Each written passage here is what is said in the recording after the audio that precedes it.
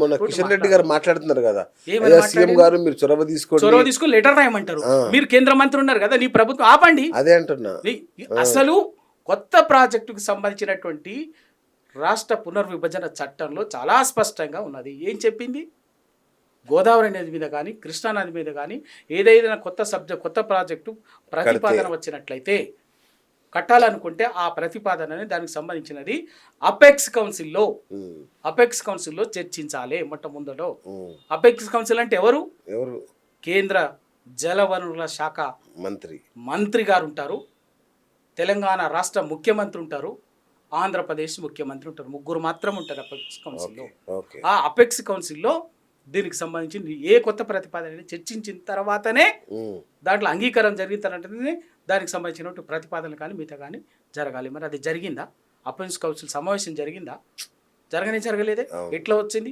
మరి కేంద్ర ప్రభుత్వము అపెక్స్ కౌన్సిల్ని నిర్వహించాల్సింది కేంద్ర ప్రభుత్వం. మరి ఇదే చంద్రబాబు నాయుడు గారు, నారా చంద్రబాబు నాయుడు గారు ఈ గోదావరి బనకచెర్ల లింకేజీకి సంబంధించి 81,000 కోట్లతోటి ప్రతిపాదనలు తీసుకపోతే కేంద్ర ప్రభుత్వానికి ఇస్తే కేంద్ర ప్రభుత్వం ఇన్ ప్రిన్సిపల్గా నైతికంగా చెప్పింది కదా. ఏమని చెప్పింది? దీన్ని కట్టుకోండి అని చెప్పడమే కాకుండా ఇంకేం చెప్పింది? 50% నిధులని కేంద్ర ప్రభుత్వం నేరుగా ఇవ్వటానికి అంగీకరించింది. 2, మిగిలిన 50% నిధులని FRBM పరిధిని మినహాయించి ఆంధ్రప్రదేశ్ ప్రభుత్వానికి లోన్ ఇప్పించడానికి అంగీకరించింది. అంటే ఆల్మోస్ట్ 100% కేంద్ర ప్రభుత్వం ప్రాజెక్ట్ గానే ఇది గోదావరి బంకచర్లని చేస్తున్నది. అంటే మరి కేంద్ర ప్రభుత్వము ఏం చెప్పాలి? అయ్యా ముఖ్యమంత్రి చంద్రబాబు నాయుడు గారు, ఇది 2 రాష్ట్రాలకు సంబంధించినటువంటిది. ఆంధ్రప్రదేశ్ రాష్ట్ర పునర్విభజన చట్టం ప్రకారంగా అపెక్స్ కౌన్సిల్లో దీన్ని చర్చించిన తర్వాతనే మీరు దీనికి సంబంధించినటువంటి మాట్లాడాలి కదా. అది జరగకుండా ఎట్లా మీరు ఎట్లా దీన్ని ముందుకు పోతారని చెప్పేసి చెప్పాలి కదా. ఆ పని ఎందుకు చేయలేదు కేంద్ర ప్రభుత్వం? చేయకపోగా ఇన్ ప్రిన్సిపల్గా చేస్తారు. బీజేపీ మాట్లాడదు, ఇక్కడ రాష్ట్ర ముఖ్యమంత్రి, ఇక్కడ ప్రభుత్వం మాట్లాడదు. మళ్ళీ టీఆర్ఎస్ మేము మాట్లాడేంత వరకు ఇది ఎవ్వరు కూడా గుట్టు చప్పుడు కానీ వ్యవహారంగానే దాచిపెడతారు. రైట్. మళ్ళీ నాకు ఇప్పటికి ఇంకా డౌట్ ఏంటంటే, పోలవరం దగ్గర నుంచి తీసుకుంటున్నారు ఆంధ్రప్రదేశ్లోనే ఆ నీళ్లు. సో పోలవరం దగ్గర నుంచి ఆ నీళ్లు తీసుకుంటున్నారు, బంకచెర్లకు ఇస్తున్నారు. రైట్. మిగులు జలాలే అక్కడ నుంచి కావేరికి తరలించుకుపోతారో ఇంకెక్కడ తరలించుకుపోతారో తీసుకుపోనివ్వండి. తెలంగాణకు వచ్చిన సమస్య ఏంటి? మళ్ళీ నాకు అదే ప్రశ్న. బిఎస్ గారు చాలా స్పష్టంగా, నాకు హక్కుగా గోదావరి జిల్లాలో నా ప్రాజెక్టు ఎప్పుడు నీకు వరద చేయాలని చెప్తున్నావు కదా. నా ప్రాజెక్టులు పూర్తయిన తర్వాత నీకు నీళ్లు మిగిలి ఉంటే అప్పుడు నీకు నిజంగా మీకు వరద చేయాలని కనిపిస్తుంది. నా ప్రాజెక్టులని పెండింగ్గా పెట్టి నా ప్రాజెక్టు పూర్తి చేయకుండా కుట్రపూరితంగా మొన్నటిదాకా నీ చేతుల్లోని అధికారం ఉండే కదా. ఉమ్మడి రాష్ట్రంలో మీరే కదా. ఆ ఉమ్మడి రాష్ట్రంలో ఒక్క ప్రాజెక్టు దేవదల పూర్తయిందా? ఎందుకు పూర్తి చేయాలి చెప్పండి? సీతమ్మ సాగర్ ఎందుకు పూర్తి చేయాలి? ఇవాళ కాదు ఇవన్నీ కదా. అట్లా చెప్పుకుంటే ఇవన్నీ ఉన్నాయి, చాలా ఉన్నాయి. గోదావరి నది మీద ఎందుకు పూర్తి చేయలే? ఆ తర్వాత పోచంప ప్రాణహిత చెవెళ్ళ కూడా ఉమ్మడి రాష్ట్రంలో ప్రతిపాదించిందే కదా. 2007లోనే కదా శంకుస్థాపన చేసింది. మరి అదెందుకు పూర్తి చేయలే దశాబ్దాలుగా? అవి పూర్తి అయి ఉంటే తెలంగాణకు హక్కుగా బచావత్ ట్రిబ్యునల్ ఇచ్చినటువంటి 969 టీఎంసీల వినియోగానికి సంబంధించి ప్రాజెక్టులు పూర్తయి ఉంటే వరద జలాలు ఎక్కడి నుంచి ఉంటాయి? ఇవాళ పూర్తి కాలేదు కాబట్టే నీళ్ళు కనిపిస్తుంది. ఇవి వరద జలాలు అంటున్నావు. ఓ మైండ్ గేమ్. ఇంకా కూడా తంటాలు పడి కింద మీద పడి కేసీఆర్ గారు కాళేశ్వరం పేరు మీద వాటిని దాదాపు మ్యాక్సిమం ఉపయోగించడానికి ఒక ప్రయత్నం చేస్తే ఆ ప్రాజెక్టుని ఇవాళ నిరర్ధకంగా 1.5 కాలంగా అట్లా చిన్న కారణం చూపించి పెండింగ్లో చూపించి అది కొట్టుకుపోయేటట్టుగా కూలిగిపోయేటట్టుగా చేస్తున్నారు.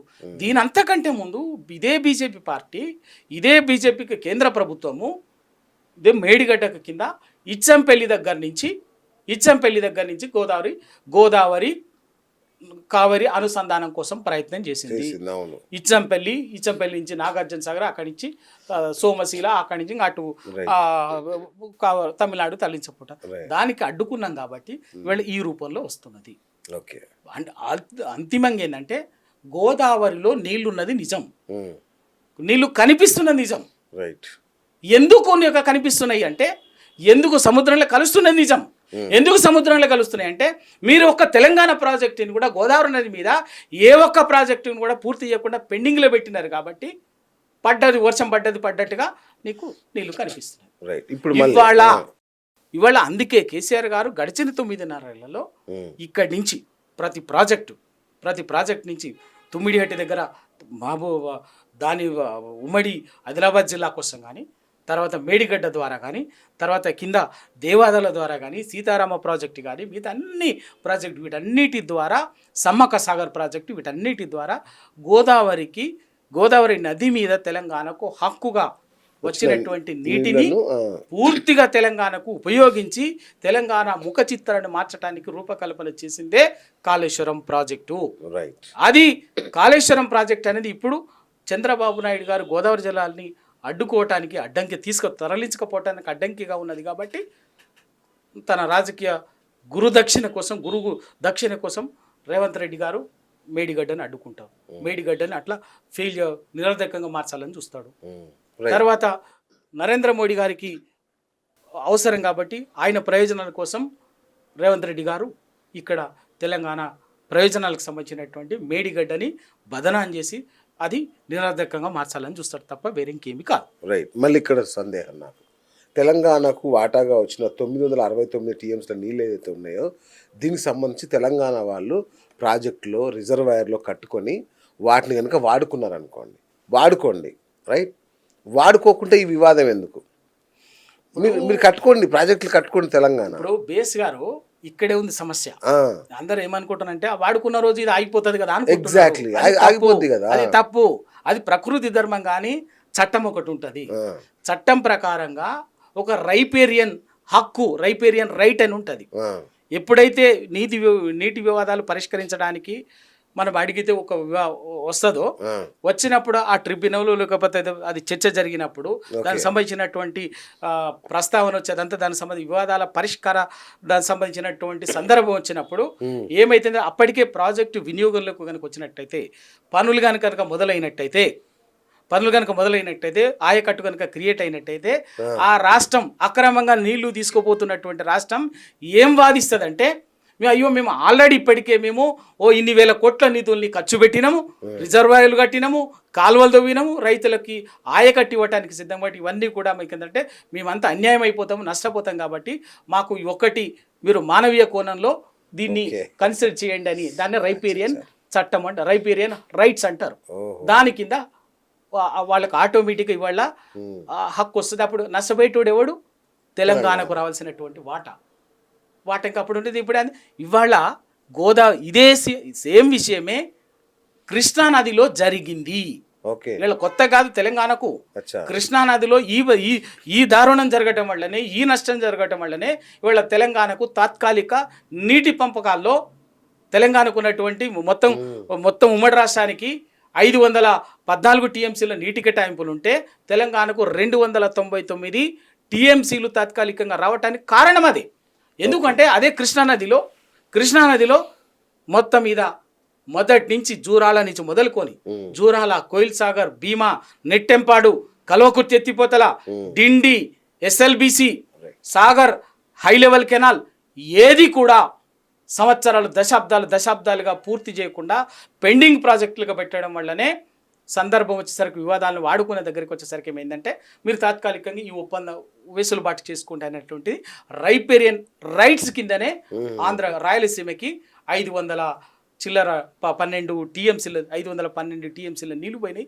తెలంగాణ 67% ఏమో కృష్ణానది తెలంగాణలో ప్రవహిస్తుంది. కానీ నీటికి వచ్చేసరికి మాత్రం అనుకుంటాం మనకు వాస్తవంగా 66% నీటి హక్కు రావాలి, 33% వాళ్ళ ఉమ్మడి రాయలసీమకు ఆంధ్రకు పోవాలి. కానీ ఏమైంది? రివర్స్ అయింది హక్కులు. ఎందుకు అంటే తెలంగాణలో ఇంత చెప్తే ఏ ఒక్క ప్రాజెక్ట్ కూడా నేను చెప్పినటువంటి భీమా వీటికి నికర జలాలు కేటాయించాలి, వాటికి సంబంధించినట్టు పూర్తి చేయాలి. రిజర్వాయర్లు కట్టరు తెలంగాణ అనగా, రిజర్వాయర్లు కట్టరు. ఉత్తగానే పైకి ఏదేదో కాంట్రాక్ట్ల కోసం కాలువలు తవ్వుతుంటారు తప్ప కాలువలు తవ్వి దండుకోవడం, కాంట్రాక్టర్లు వీళ్ళు పంచుకోవడం, ఖర్చులు దండుకొని వెళ్ళదీసుకోవడమే తప్ప ప్రజలకు అవసరం లేదు. ఇంతెందుకండి ప్రాణహిత చెవెళ్ళ అంత పెద్ద గొప్ప ప్రాజెక్ట్ అంటున్నారు కదా, ప్రాజెక్ట్ అని చెప్పారు కదా, 160 టీఎంసీలో నీటి తరలిస్తామని చెప్పారు కదా. దాంట్లో ప్రాణహిత చెవెళ్ళ ప్రాజెక్టులో కట్టినటువంటి రిజర్వాయర్ల కెపాసిటీ ఎంత అండి? 16 టీఎంసీలు. 16 టీఎంసీలు. ఎక్కడ కూడా రిజర్వాయర్ లేవు, ఒక ఎల్లంపల్లి తప్ప. ఎంతతో మోసం అండి, అంత మోసం తెలంగాణని. ఏమైంది ఈ తెలంగాణకు ఉన్నటువంటి ఈ నాయకత్వం? వెన్నెముక లేని నాయకత్వం, బానిస నాయకత్వం. వీళ్ళ అవసరాల కోసం, వీళ్ళ స్వార్థం కోసం, వీళ్ళ రాజకీయ ప్రయోజనాల కోసం, వీళ్ళ ఆర్థిక ప్రయోజనాల కోసం ఆంధ్రాల రాయలసీమ నాయకుల తొత్తుల్లాగా పనిచేయడం తప్ప వీళ్ళు తెలంగాణ రైతుల కోసమో తెలంగాణ ప్రజల హక్కుల కోసమో ఎన్నడూ కొట్లాడేది లేదు. ఇది ఎట్లయితే ఇది అన్యాయం అని చెప్పేసి మాట్లాడింది లేదు. మాట్లాడేటటువంటి వాళ్ళ మీద కుల్లబడవడము, వాళ్ళని దాడి చేయటము, వాళ్ళ గొంతు నులిపడం తప్ప ఈ వీళ్ళు చెయ్యరు. తెలంగాణ రాష్ట్రంలో అది సరిదిద్దడానికి శత విధాలుగా ప్రయత్నం చేస్తున్నాం.